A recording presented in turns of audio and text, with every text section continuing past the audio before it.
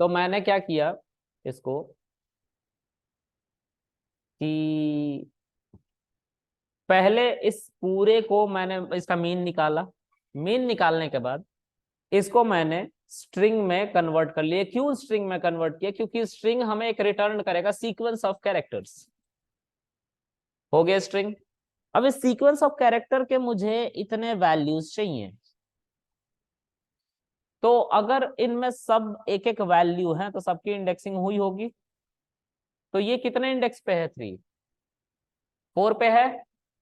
मतलब ये नहीं आएगा अगर मैं 0 से लेके 4 तक स्लाइस करूंगा तो 8 तक ही आएगा। तो मैं 0 से लेके 5 तक की स्लाइसिंग करूंगा तो इसी पे तो स्लाइसिंग होगी ना। जो ये वैल्यू आया इसी पे स्लाइसिंग कर रहे हैं। तो 0 से लेके तुम 5 लिख लो। यही मैंने 0 नहीं लिखा था। और बाय डिफॉल्ट स्टेपिंग 1 की होती है वो भी नहीं लिखा था। क्या दिक्कत है? आ रहा है। और फिर से हमें इसको किस में कन्वर्ट करना था? इवेल में। अगर इंटीजर है तो इंट में कन्वर्ट कर देना, फ्लोट है तो फ्लोट में कन्वर्ट कर देना। आ तो गया वैल्यू। ठीक है। तो ये क्या हुआ? इसका जवाब था हाँ। चीजें सर बहुत कोई और भी? टिप पे होनी चाहिए तभी तुम इम्प्लीमेंट कर पाओगे। टिप पे नहीं है तो दिक्कत है ना। तो ये 5 वाला कॉन्सेप्ट ही दोबारा समझा दो सर, ये जो हमने बताया था ये। स्लाइस किया है, स्लाइस। देखो इसको हटाओ। हम्म। आजा बैठो। ये 35.833 करके है ना। ये जो हाँ। है इसमें एक सीक्वेंस ऑफ कैरेक्टर बन गया है। मतलब अब इस पे हम फोर लूप चला सकते हैं तो एक एक वैल्यू आ जाएगी। तो इसकी इंडेक्सिंग 0 1 2 3 4 5। हम चाहते हैं कि 83 इतना वैल्यू आ जाए। स्लाइस करके ले आ ले क्योंकि एक स्ट्रिंग है। तो 0 से अगर हम चलना स्टार्ट करें तो हमें कहां तक चलना पड़ेगा इतने वैल्यू को प्रिंट करने के लिए? एक स्टेप आगे तक। तो इसका इंडेक्स वैल्यू क्या है? 5। मैं तुम लोगों को ठीक से अगर लिख दूं बस एक ए नाम के वेरिएबल में और ए को प्रिंट करो और बोलो कि इस पे स्लाइसिंग करो तो तुम लिखोगे 0 से लेके 5 तक तो तुम्हें ये वैल्यू मिलेगी। इसी चीज को तो मैं यहाँ पे इम्प्लीमेंट कर रहा हूँ। यही तो है ए का बदला।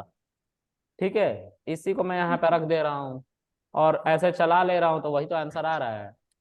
और इस पूरे को फिर से मैं इवेल में कन्वर्ट कर ले रहा हूँ तो इससे ये इंटीजर में कन्वर्ट हो रहा है। ठीक है। तो दिस इज कॉल्ड स्लाइसिंग। अब स्लाइसिंग का कॉन्सेप्ट मैं भूल गया हूँ। ठीक है कि कैसे होता है तो दूसरा वाला तरीका यूज कर लिया है ना। ऐसे कर लेंगे। अब इस वैल्यू से मुझे उन सभी डेटा को फिल करना है जो फिलअप करना है जो डेटा हमारे क्या थे? नैन नैन थे। तो हमने एवरेज निकाल लिया। अब हम डेटा को फिल करना चाहते हैं। तो हम इसी टैम्प को, सॉरी इसको नहीं, इसको यूज करेंगे। This one. ठीक है। एवरेज तो आ गया। एवरेज जब आ गया हमारे पास तो वो टैम्प एनपी के अंदर है ना।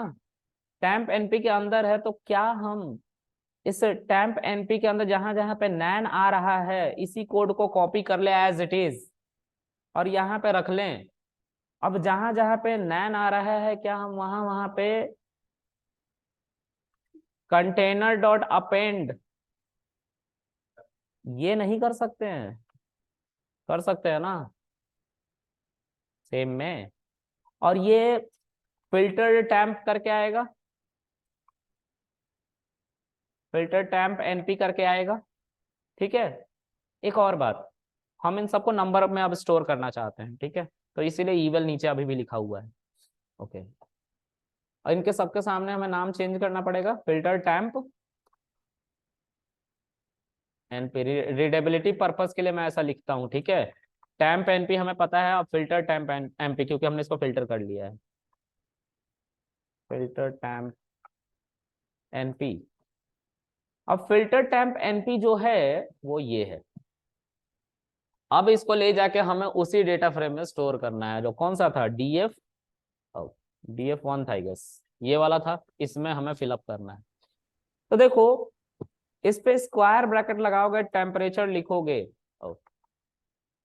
एक स्ट्रिंग में लिखना टेम्परेचर। ये आ गया सारा डेटा। इक्वल टू करके यहाँ पे लिखना किसको?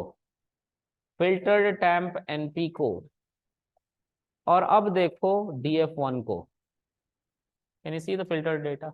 इतने स्टेप करने पड़े अगर तुम्हारे पास पांडास नहीं था तो, बस एक कॉलन हुआ। ठीक है, तो ऐसे ही दुखी परिस्थिति से ग्रस्त था एक प्राणी, और उसने क्या बनाया? पांडास। ठीक है, ऑल राइट। तो इस तरह से डेटा फिल होता है। कल आप लोग आइएगा, ठीक है? मैं कल थोड़ी लंबी क्लास लूंगा, कल आखिरी क्लास है हमारी। ठीक है, फिर मैं हैंड ओवर कर दूंगा पुष्पेंद्र सर को। ठीक है, चलो गाइज, कल मिलिएगा आप हम लोग मेरे से। सर इसी टाइम 10 बजे ना? नहीं, सर 10:30 बजे मिलिएगा, 10:30 बजे। ठीक है, 10:30 बजे। ठीक है। हाँ, और सर वो आपका वो कैसा वो चल रहा है वो जॉब का? अभी तो सब ठीक है, बाद में बात करते हैं।